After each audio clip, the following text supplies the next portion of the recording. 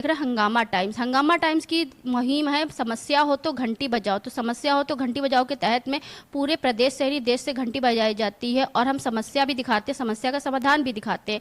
तो ऐसे ही एक हाल ही में मामला है जब जिहाद और लैंड जिहाद का मामला है। तो दो पीड़ित महिला है जिनको घर से बेघर कर दिया गया। पहले उनसे बात करेंगे कि पूरा मामला क्या है और किस तरह से उनके परिवार पर जो है लव जिहाद और लैंड जिहाद का मामला हुआ है और उनको घर से बेघर कर दिया गया है। तो अभी तक वो कहां कहां पर गई हैं अपील करने के लिए। और सीएम योगी आदित्यनाथ जो कहते हैं बुलडोजर चलेगा, तो क्या सीएम योगी आदित्यनाथ तक उनकी आवाज पहुंची है? तो क्या नाम है आपका मैम? जी, मेरा निहारिका त्रिपाठी है। तो मामला क्या है आपका? हमारा मामला लव जिहाद लैंड जिहाद ही है, जैसा कि आप कह रही थी। तो क्या हुआ आपके साथ में? ये मोनिश हसन है, अपने आप को दबंग बिल्डर बताते हैं। मोनिस हसन है कौन? हमारी नंद से इन्होंने शादी की है। हाँ, और ये लव जिहाद यही है, नंद से शादी कर ली है, फिर लैंड जिहाद अब है कि हम लोग की सारी प्रॉपर्टी हड़पे ले रहे हैं। आपकी कुल संपत्ति कितनी है जो हड़पी है उन्होंने? करोड़ों की संपत्ति है, तभी तो हड़पने में लग गए हैं। तो ये बताइए, जैसे कि आपकी एक कंपनी थी, कंपनी का नाम क्या है? चाणक्य एडवर्टाइजर्स। तो उस कंपनी में क्या काम होता था? चाणक्य एडवर्टाइजर में मीडिया प्रिंटिंग होती थी, न्यूज़पेपर सेलिंग। कितने सालों से चल रही थी? करीब हो गए 30-35 साल तो हो गए। आपको क्या पोस्ट दी गई थी? ज़्यादा ही हुए, 42 साल हो गए थे। हम अकाउंटेंट की पोस्ट पे थे मीडिया। तो यानी कि कुल संपत्ति जो आपने बताई वो आपकी कंपनी की और घर की दोनों मिला करके, कि कंपनी की अलग थी घर की अलग? कंपनी की इनकम अलग होती है, उसमें बाकी एक्सपेंसेस वगैरह निकल के जो प्रॉफिट वगैरह आता था वही हम। महीने में कितना कितना प्रॉफिट हो जाता था, कितनी इनकम आ जाती थी? टर्नओवर करीबन करोड़ में तो जाता था। आप कौन संभाल रहा उसको? अब ये मोनिश असम ने संभाल के रहे हैं, हड़प लिया है, कोई एग्रीमेंट वगैरह किसी से कर रखा है, वहाँ से पैसे लेते हैं। तो ये सारी जो वारदात हुई है प्रॉपर्टी को लेकर के, तो प्रॉपर्टी एकाएक मोनिस हसन के हाथ में कैसे आ गई? माता जी को बहला फुसला लिया है या माता जी उनके फेवर में, तो माता जी बता सकती हैं, गीता त्रिपाठी। तो यानी कि प्रॉपर्टी आप लोगों के नाम नहीं थी, आपकी सासू माँ के नाम थी? हाँ, पिताजी के नाम थी। हाँ, सासू माँ ने अपने नाम करा लिया है। ससुर जी की प्रॉपर्टी थी जिसमें दोनों भाई काम करते थे। फिर ससुर आपके पति दोनों? चार डायरेक्टर सब लोग काम करते थे। फिर ससुर जी के खत्म होने के बाद सासू माँ ने उसको फर्जी तरीके से अपना कब्जा जमा रखा है। फिर भी जब भी ये लोग काम करते थे उसके बाद सब अपने बेटी शिल्पी को और मोनिस को सब दे दे रही। उनका 17 में भाग गई हैं, 1 साल आने को नहीं पाई, 18 फिर 19 में हमारे ससुर जब शिल्पी का आना जाना शुरू हुआ, 19 एक दिन पहले आए थे, दूसरे दिन ससुर जी खत्म हो गए। जी। तो ये बताइए, जिस तरह से आपका जो मामला अभी तक पेपर में मीडिया में हाईलाइट हो रहा है, जगह जगह जा रहा है, आप लोग कहाँ कहाँ गई हैं अभी तक गुहार लगाने के लिए? हम लोग पुलिस में भी गए हैं, महिला आयोग भी गए हैं, पर यहाँ ब्रजेश पाठक जी के यहाँ भी गए हैं। पर यहाँ जब से आए हैं तब से थोड़ा कार्रवाई वगैरह तो हो रही है, लेकिन बाकी इधर से हेल्प हो रही है, तो थोड़ा सा हम लोग को राहत ये है कि कुछ तो हो रहा है, कुछ नहीं से तो कुछ। आपने बताया मोनिस हसन ने जो है आपकी करोड़ों की संपत्ति जब्त कर ली, यानी कि उस पर कब्जा कर लिया, लेकिन उसके पास कुल संपत्ति कितनी है अभी तक का? किसके पास? मोनिस के पास? ये तो वो बता सकता है। उसकी वो ऐसी जब्त कर करके दूसरों की हड़प हड़प के बनाता है, बिल्डिंग बनाता है, खुद को बिल्डर बनाता है, खुद को कहता भी है कि पुलिस हमारा कुछ नहीं कर पाएगी, कोर्ट हमारा कुछ नहीं कर पाएगी, बहुत कुछ बताता है। कितनी बिल्डिंगें बनी है? 3 बिल्डिंग बना चुका है और बाकी प्रोजेक्ट बनाता रहता है। ऐसे ही हड़पे ही होगा, हमको तो पूरा ही विश्वास है। जैसे हम लोग को परेशान किया, बहुत लोग परेशान हुए होंगे उससे। आपका मामला कितने दिन हो गया चल रहा है? हमारे पति के बाद से तो खास करके चलना शुरू हुआ है, तब हम लोगों ने लड़ना, फाइट बैक करना शुरू किया है, वरना तो 6 महीने साल? हाँ, 6 महीने से लगभग। सासू माँ पीछे से जो कुछ उसको देती लेती रहती थी, उसका तो हम लोग को अंदाजा भी नहीं है। बहुत सोना चांदी ये सब दे रखा है उसको। हाँ, चांदी गिलास है। हम लोग क्या मतलब, हम लोग अच्छी फैमिली से थे तो चीज़ें बहुत थी, संपन्न परिवार था, उसको पूरा बर्बाद भी होंगे। आज इतना बर्बाद किया कि हम लोग को ऑटो का किराया विराया दे के हम लोग कहीं आना जाना पड़ता है, तो उससे हम लोग आते जाते। आपके कितने बच्चे हैं? बेटी हमारे पास है, दीदी के पास 2 बेटियां, 1 बेटा है, सब नाबालिग हैं, सब छोटे बच्चे हैं। यानी कि जेठानी के 3 बच्चे हैं आपका? हाँ, टोटल 4 बच्चे, हम दोनों मिलके रह रहे हैं। तो उत्तर प्रदेश के मुखिया सीएम योगी आदित्यनाथ और उत्तर प्रदेश के उप मुख्यमंत्री ब्रजेश पाठक से क्या गुहार लगाना चाहेंगे? ब्रजेश पाठक जी से तो हम लोग मिलने भी गए थे, उन्होंने कहा है कार्रवाई के लिए, पर अभी कुछ ऐसा दिख नहीं रहा है कार्रवाई में। 3-4 दिन हुआ है लगभग। और मुख्यमंत्री जी से यही कहेंगे कि जो हम लोग भुगत रहे हैं तो ये कोई आगे ना भुगते, कुछ ऐसा एग्जाम्पल सेट करे मोनिश हसन के खिलाफ, इसको जांच हो जाए और इसने जो बिल्डिंगें वगैरह बनाई अवैध ही होंगी जहाँ तक, कुछ इस पे भी एक्शन ले तो ज़्यादा अच्छा रहेगा।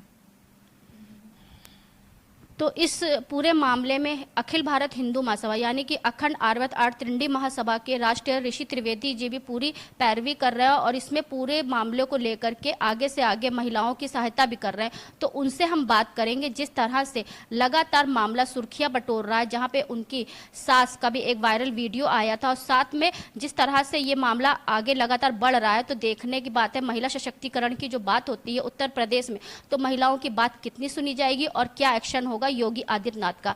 तो ऋषि जी से भी हम बात करेंगे कि इस यूपी प्रेस क्लब में लव जिहाद और लैंड जिहाद को लेकर जिस तरह से प्रेस वार्ता करी गई थी, प्रेस वार्ता को 10 से 12 दिन होने वाले हैं, लेकिन अभी तक का कोई एक्शन नहीं हुआ। रिएक्शन तो बहुत सारे दिख रहे हैं लेकिन रिएक्शन पे एक्शन नहीं दिख रहा। तो क्या कहना चाहेंगे ऋषि जी, इस तरह से जो मामला हो रहा है, 2 महिलाएं न्याय के लिए दरबदर भटक रही हैं और आप उनकी सहायता कर रहे हैं, तो अभी तक मामला कितना आगे बढ़ा है? हमने शासन के माननीय डिप्टी सीएम ब्रजेश पाठक जी से भी मुलाकात की, यहाँ के जो लखनऊ के पुलिस आयुक्त हैं उनसे भी मैंने मुलाकात किया है, एसएचओ से मेरी बात हुई फ़ोन से, इनके जो विवेचक हैं उनसे भी बात हुई, लेकिन ये समझ में नहीं आ रहा है कि एफआईआर क्यों नहीं दर्ज हो रही है। एक एफआईआर इन पीड़ित महिलाओं के घर में कुछ लोग घुसते हैं उसकी दर्ज होती है, उसमें गिरफ्तारी नहीं होती है। और पुलिस किस दबाव में है मैं ये नहीं समझ पा रहा हूँ, क्योंकि ऊपर से भी फ़ोन आ रहा है, माननीय ब्रजेश पाठक जी ने पत्र लिखा है कि निष्पक्ष जांच होनी चाहिए, लेकिन कौन सी जांच हो रही है, क्या जांच होगी, क्या जब ये दोनों महिलाएं भी नहीं रहेंगी, ये कौन सी जांच होनी चाहिए, ये मैं नहीं समझ पा रहा हूँ। मुझे लगता है कि जब तक इस पे योगी जी एक्शन नहीं लेंगे और जब तक इन पीड़ित महिलाओं की बात योगी जी तक नहीं पहुँचेगी, तब तक मुझे नहीं लगता कि कोई समाधान होगा या कोई उस पर जो है कार्रवाई होगी। तो ये मामला आपको कैसे पता चला था? नहीं, ये हमारे एक विधिक प्रकोष्ठ के मंत्री हैं, उन्होंने वो लेकर के मेरे पास आए थे, क्योंकि जब ये लैंड जिहाद से संबंधित था उनके पास केस के लिए गए थे, तो उन्होंने कहा नहीं, इस पे जब तक संगठन और सामाजिक संस्थाएं इन्वॉल्व नहीं होंगी तब तक इस चीज़ को वहाँ तक पहुँचाया नहीं जाएगा, क्योंकि कोर्ट कचहरी में लड़ते रहेंगे तो मुझे पता है कि कोर्ट कचहरी में लड़ करके जितना ये रमल फैला दिया गया है, जीवन व्यतीत हो जाएगा और न्याय नहीं मिलेगी, क्योंकि ये न्याय प्रशासन को देना है और शासन को देना है। एक बेटी को बंधक बनाया जाता है, 8 साल बेटी को, और उस पूरी गिफ्ट डीड करा ली जाती है मकान की अपनी सास के नाम, और सास उस गिफ्ट को जो है वो अपनी बेटी को दे देती, जो कि आज हर्षी हसन बन चुकी है।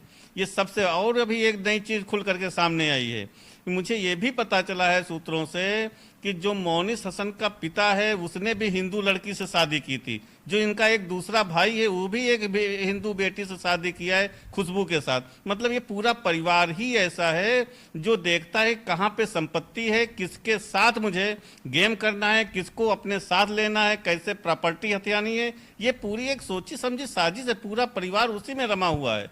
तो ये पूरी तरह से उसी चीज को अपना रहे हैं, उसी तरह कर रहे हैं कि कैसे हिंदू के परिवार में हम घुसें और कैसे उस परिवार को बर्बाद करें और कैसे पूरी प्रॉपर्टी हड़पें।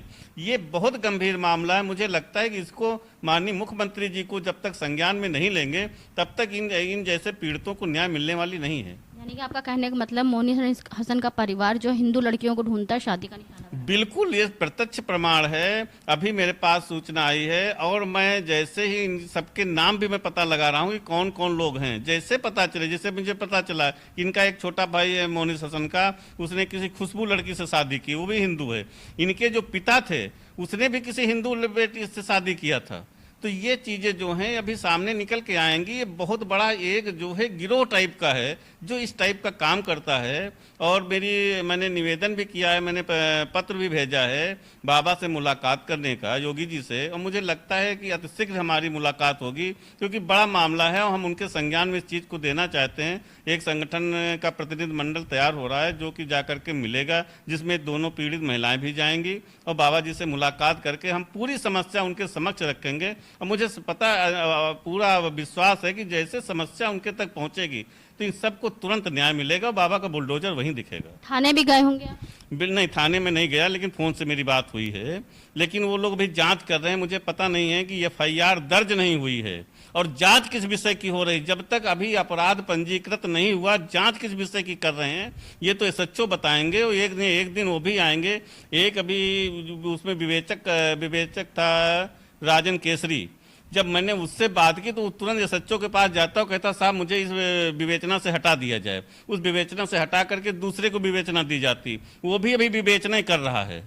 मतलब अभी कोई अपराधी पकड़ा नहीं गया है, ना कोई जेल गया है, केवल विवेचना जारी है। तो मुझे लगता है कि सारी विवेचना में केस निपट जाएगा और किसी को जेल या किसी की सजा नहीं होनी है, क्योंकि टाल दिया जाएगा। बिल्कुल यही है, वही चल भी रहा है। क्योंकि जब भी कोई मामला आता है तो उसमें एक ही रिपोर्ट लगाई जाती है कि ये मामला राजस्व से संबंधित है, सिविल न्यायालय से संबंधित है, इसलिए पुलिस इस पर एक्शन नहीं लगी। आप बताइए, अपहरण किया जाता है, उसको बंधक बनाया जाता है, जबरदस्ती ले जा करके डीड करवाई जाती है, दाननामा लिखवाया जाता है, मारपीट होता है, घर से जेवर उठाए जाते हैं, घर में लोग कूद जाते हैं। ये सारी चीज क्या सिविल सूट है? यदि ये सिविल सूट है तो फिर क्रिमिनल चीज क्या है?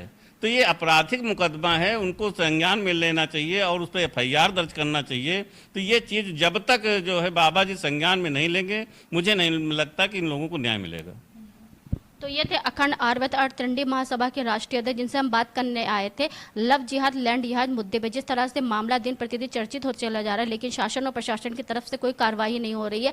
कागजों पे महिला सशक्तिकरण दिखाई देता है, लेकिन जमीनी स्तर पे महिला सशक्तिकरण की धज्जियां उड़ती हैं। तो इसी के साथ मैं अर्चना आपसे जानना चाहूंगी। धन्यवाद, बने रहिएगा।